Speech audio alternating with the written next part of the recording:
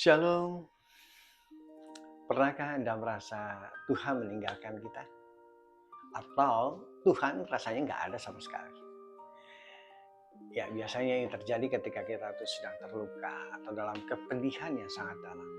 Rasanya Tuhan tuh tidak ada. Luka adalah hal biasa dalam kehidupan manusia, namun menjadi sangat menyedihkan dan menimbulkan luka yang dalam saat pelakunya adalah seorang yang dicintai, atau seorang yang menjadi teladan dalam hal baik, atau dalam hal rohani. Ya, saya sempat bertanya, kalau saya sudah berusaha dengan baik, saya sudah berusaha dengan setia melayani, mengapa yang tidak baik ini boleh terjadi dan menimbulkan sakit dan luka yang dalam?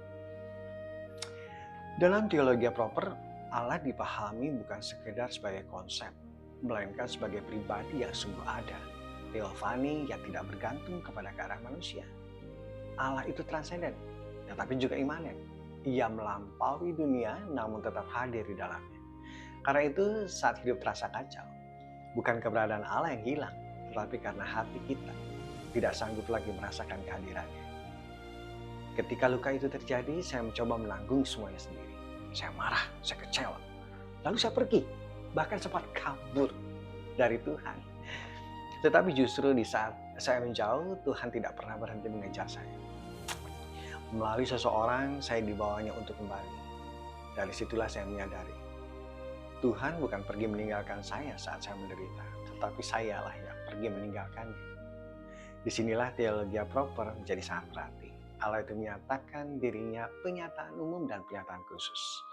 Melalui ciptaannya, kita melihat bahwa Allah itu bekerja. Mazmur 19 itu berkata, langit menceritakan kemuliaan Allah. Roma 1 ayat 20 menegaskan kembali bahwa kuasa dan keilahian Allah nyata melalui karyanya.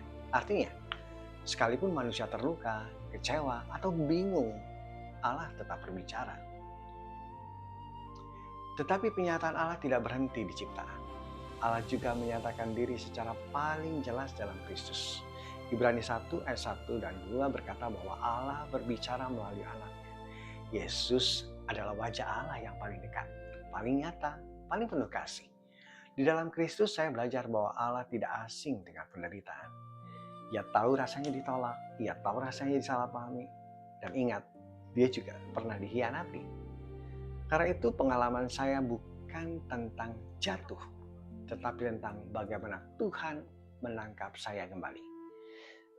Saya bisa saja pergi karena marah, tetapi Tuhan tidak pernah membiarkan saya terhilang. Di dalam luka, ia tetap memelihara. Di dalam kecewa, ia tetap bekerja. Di dalam perasaan ditinggalkan, ia tetap hadir. Teologi proper mengajarkan bahwa Allah bukan hanya pencipta, tetapi juga pemelihara. Ia bukan hanya Allah yang ada di atas sana, tetapi Allah yang masuk dalam sejarah hidup manusia, sejarah hidup saya dan sejarah hidup saudara.